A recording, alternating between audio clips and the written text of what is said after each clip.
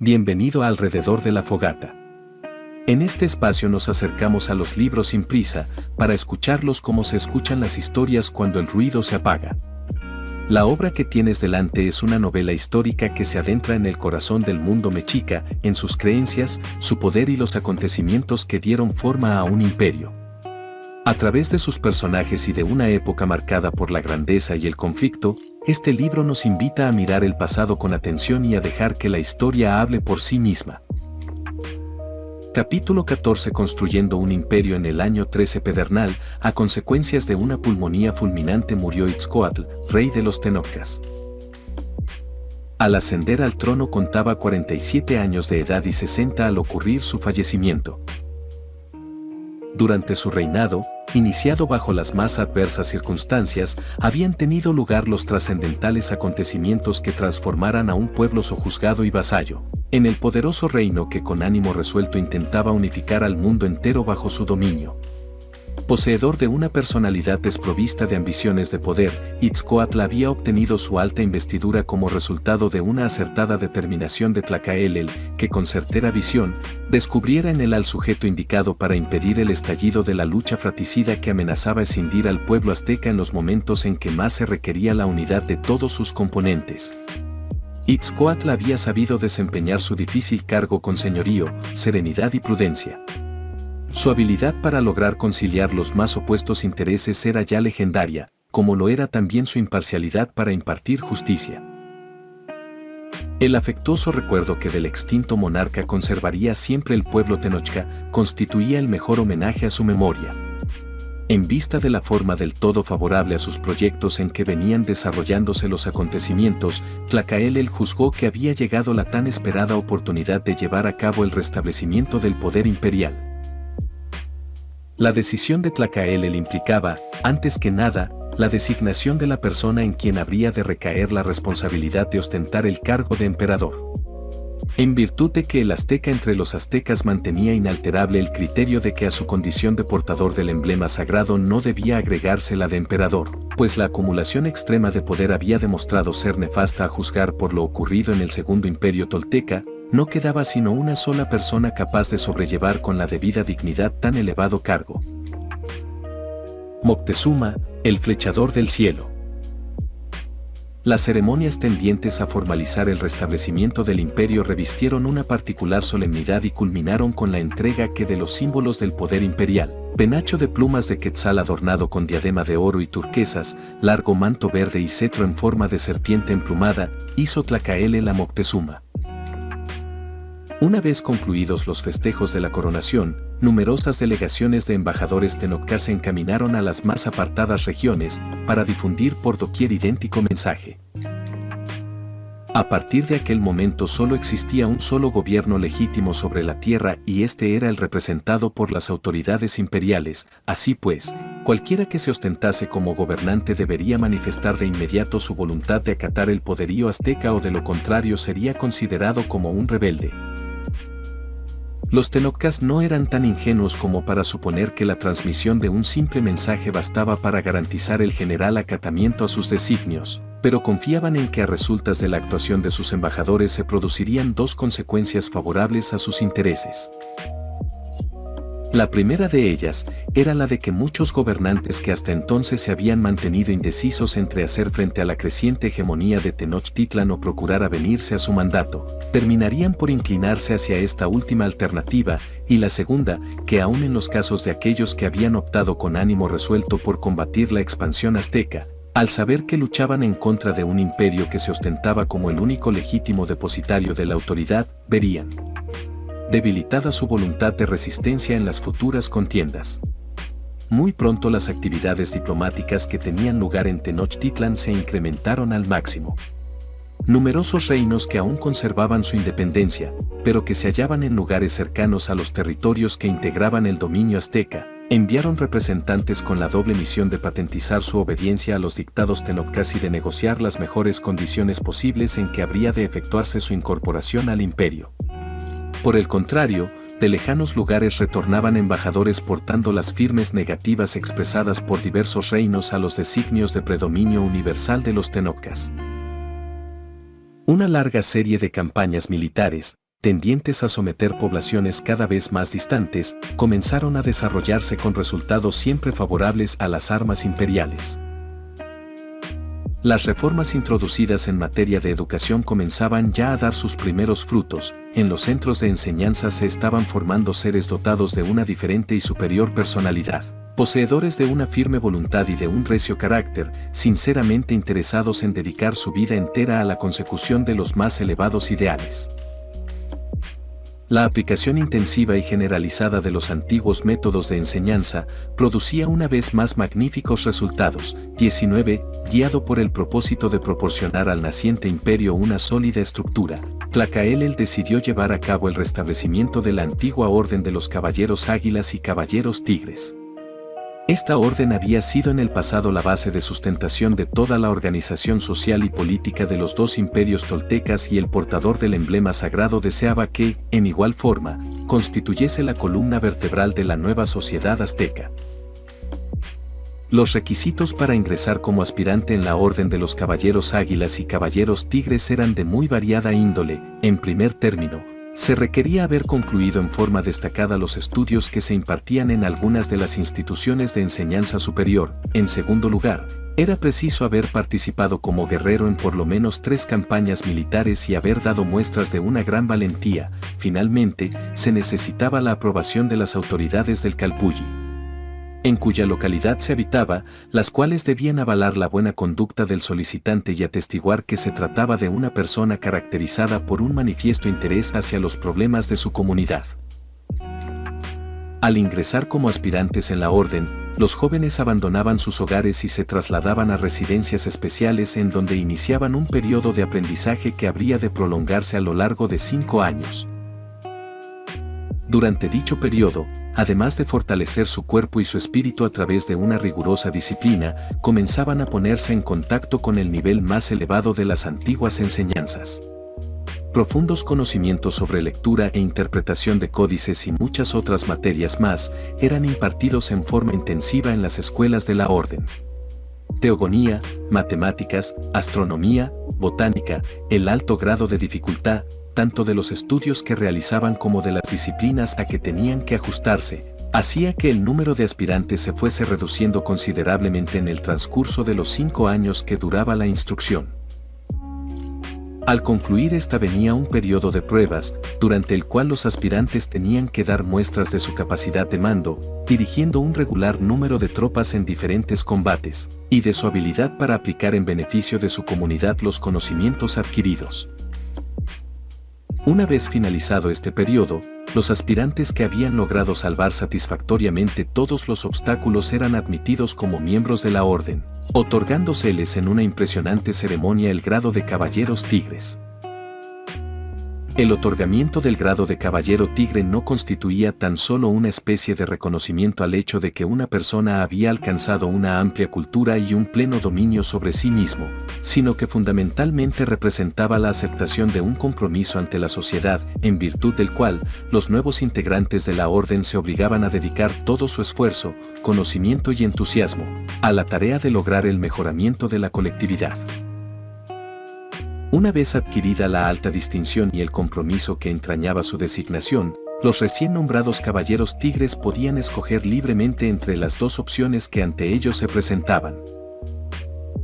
La primera consistía en permanecer al servicio directo de la orden, realizando las tareas que les fuesen encomendadas, instrucción de los nuevos aspirantes, administración de los bienes de la orden, dirección de cuerpos especiales del ejército, etc., y la otra, retornar al hogar paterno, contraer matrimonio y dedicarse a la actividad de su preferencia, procurando, desde luego, que el ejercicio de dicha actividad constituyese un medio seguro para llevar a cabo una considerable contribución al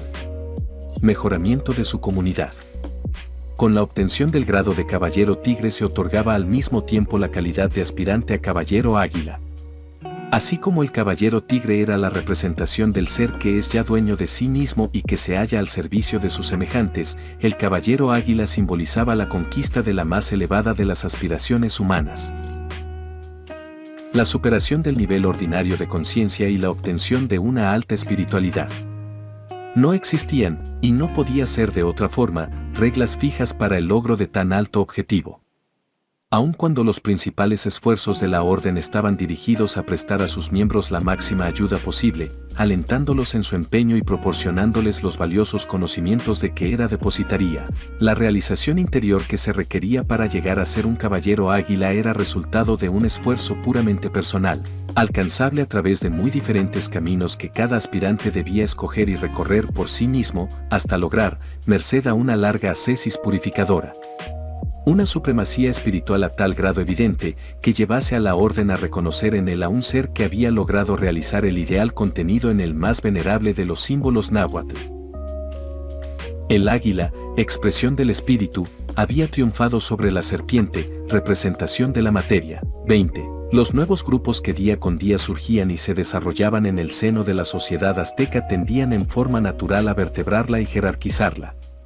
Tlacaelel juzgaba que si este proceso no era debidamente encauzado terminaría fatalmente por crear una sociedad de castas cerradas, celosas de sus diferentes prerrogativas, propensas a intentar medrar a costa de las demás y dispuestas a luchar entre sí por el mantenimiento de sus respectivos intereses.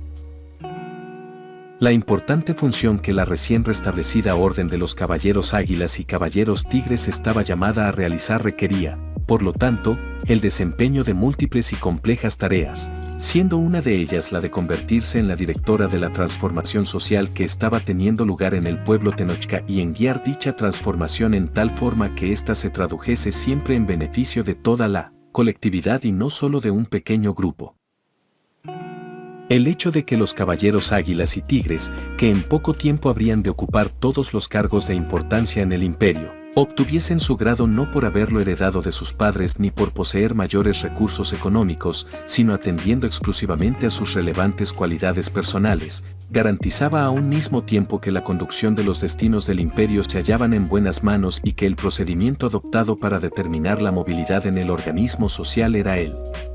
más apropiado para impulsar tanto la superación individual como el beneficio colectivo. El incesante incremento de la población tenochca y su cada vez mayor tarea que absorbía demasiado diseminación hacía crecer de continuo el número de Calpultin, originando que la labor de coordinar a las autoridades de los mismos se estuviese convirtiendo en una abrumadora imperial. 21. Impidiéndole con ello prestar la debida atención a la administración de las provincias que iban siendo conquistadas. Tlacaelel y Moctezuma adoptaron varias resoluciones para hacer frente a este problema.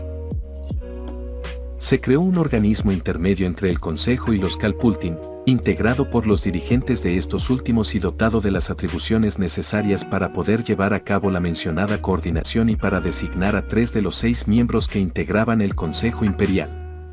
22. Tiempo al Consejo asimismo, se constituyó un cuerpo de funcionarios directamente responsables ante el monarca y el Consejo Imperial, que tenía a su cargo la administración del creciente número de provincias que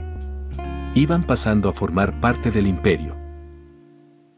La recia solidez que el imperio iba adquiriendo, así como su capacidad para hacer frente a problemas de la más diversa índole, fueron puestas a prueba con motivo de los desastres naturales que se abatieron sobre la región del Anáhuac a partir del 7º año de iniciado el gobierno de Moctezuma. En el año 7 Caña una serie de tormentas de no recordada intensidad produjeron un inusitado aumento en el nivel de los lagos del valle, ocasionando con ello una inundación general en la capital azteca. Casas y templos, escuelas y cuarteles se vieron seriamente afectados por el incontenible ascenso de las aguas. Innumerables construcciones se derrumbaron y los daños ocasionados en las cosechas motivaron una pérdida casi total de las mismas. Por primera vez en la historia de la ciudad, sus habitantes comprobaron que la existencia de Tenochtitlan implicaba un reto permanente a la naturaleza y que ésta podía llegar a cobrar venganza por la ofensa que se le había inferido, intentando recuperar el espacio que a lo largo de los años y a costa de tan grandes esfuerzos le había sido arrebatado. Tlacaelel y Moctezuma decidieron consultar a Nezahualcóyotl acerca de las medidas que podrían adoptarse para evitar en el futuro otra inundación de tan graves consecuencias como la que estaba padeciendo la capital azteca. Tras de estudiar cuidadosamente el problema, el rey de Texcoco presentó un audaz proyecto para lograr un control efectivo de todos los lagos existentes en el valle del Anáhuac. El proyecto en cuestión consistía en separar las aguas dulces de las saladas, canalizar el agua potable que brotaba en Chapultepec para llevarla a Tenochtitlan, y construir una vasta red de diques en todo el valle que permitiese una regulación integral de las aguas, así como un adecuado aprovechamiento de estas para fines agrícolas. Las autoridades tenocas aprobaron el plan de Nezahualcóyotl y dieron comienzo de inmediato a su ejecución. Cuando finalmente, después de ímprobos esfuerzos, fue concluido el ambicioso proyecto, en el corto plazo de unos cuantos años, gracias a la gran cantidad de recursos de que el imperio podía echar mano, tanto los aztecas como el rey de Texcoco contemplaron su obra con orgullosa satisfacción y celebraron su conclusión con toda clase de festejos. 23. No habían transcurrido muchos años después de aquel en que ocurriera la inundación, cuando sobrevino un periodo de sequías particularmente intenso, que afectó a todo el territorio controlado por los aztecas, así como a las regiones circunvecinas, y que se prolongó a lo largo de varias temporadas agrícolas, ocasionando considerables pérdidas en las cosechas, ya que con excepción de las tierras que eran regadas utilizando las aguas almacenadas en los lagos, todas las siembras basadas en las lluvias de temporal se malograban irremisiblemente una y otra vez. Durante la época de transición comprendida entre la desaparición del Segundo Imperio Tolteca y la restauración del poder imperial por los aztecas, siempre que la sequía había afectado durante periodos prolongados a extensas regiones había sido origen de fatales consecuencias, incluyendo en algunas ocasiones la extinción, por hambre, de poblaciones enteras. La causa de ello era que la producción agrícola de los señoríos apenas bastaba para satisfacer las necesidades ordinarias de su propio autoconsumo. Pero cuando sobrevenía una sequía y se producía una pérdida total de las cosechas, la población se veía obligada, para poder subsistir, a consumir una gran parte de los granos destinados a las nuevas siembras. Cuando la sequía se prolongaba por varios años, la situación adquiría proporciones de una auténtica catástrofe. Numerosos pueblos emigraban en masa buscando trasladarse a regiones en donde fuera posible sobrevivir alimentándose de raíces o de la caza de pequeños animales. La movilización de las poblaciones suscitaba sangrientos conflictos entre los recién llegados y los antiguos pobladores de las regiones más disputadas, derivándose de todo ello una pavorosa desolación en extensas regiones, que a veces se prolongaba durante varios decenios después de haber concluido la sequía. Una de las primeras providencias adoptadas por las autoridades tenocas desde la época de Itzcoatl había sido la construcción de enormes bodegas en las cuales se almacenaban importantes dotaciones de granos, destinadas no solo a ser utilizadas en las siembras futuras, sino como reserva de alimento para cuando se malograsen las cosechas por cualquier causa. Esto había sido posible en virtud de la creciente prosperidad del reino y del mayor aprovechamiento de obras de riego que permitían la obtención de cosechas aún en épocas de carencia de lluvias. Al sobrevenir la grave y prolongada sequía durante el gobierno de Moctezuma, los aztecas hicieron uso primeramente de sus vastas reservas de granos. Al agotarse estas y continuarse perdiendo sucesivamente las cosechas de temporal por la falta de lluvias, aplicaron una serie de bien planeadas medidas con el fin de disminuir, en lo posible, los daños derivados de la difícil situación por la que atravesaban. Se estableció un estricto racionamiento de la distribución de los alimentos, dándose prioridad a los niños y a las mujeres embarazadas. Se utilizaron las reservas de oro y la totalidad de la producción artesanal para trocarlas por las mayores cantidades posibles de granos que era dable adquirir en las apartadas regiones que no habían sido afectadas por la sequía. Finalmente, se incrementaron al máximo las obras de riego que permitían el empleo para fines agrícolas de las aguas de los lagos del valle, ya que ello garantizaba, al menos, la suficiente dotación de semillas para llevar a cabo una nueva siembra. En esta forma, los efectos producidos por la atroz sequía, sin dejar de ser graves y de ocasionar calamidades sin cuento a los habitantes de una extensa zona, no alcanzaran, ni mucho menos, las devastadoras proporciones de otras ocasiones. La organización sociopolítica y económica del imperio se mantuvo firme, poniendo de manifiesto una gran eficiencia para hacer frente a esta clase de dificultades. Tras de 7 años de continua sequía se produjo al fin el tan esperado cambio en la conducta de las nubes, las cuales proporcionaron agua en abundancia, permitiendo con ello la obtención de magníficas cosechas, tanto de granos como de frutas y legumbres. Superadas las crisis con que la naturaleza parecía haber querido probar la solidez del nuevo imperio, se inició para este una era de ininterrumpida prosperidad en todos los órdenes de su existencia. Si este tipo de historias te acompañan, te hacen pensar o simplemente te ayudan a desconectarte, suscríbete a Alrededor de la Fogata, deja tu comentario y comparte este episodio. Aquí seguimos, contando historias sin prisa, para quien todavía sabe escuchar.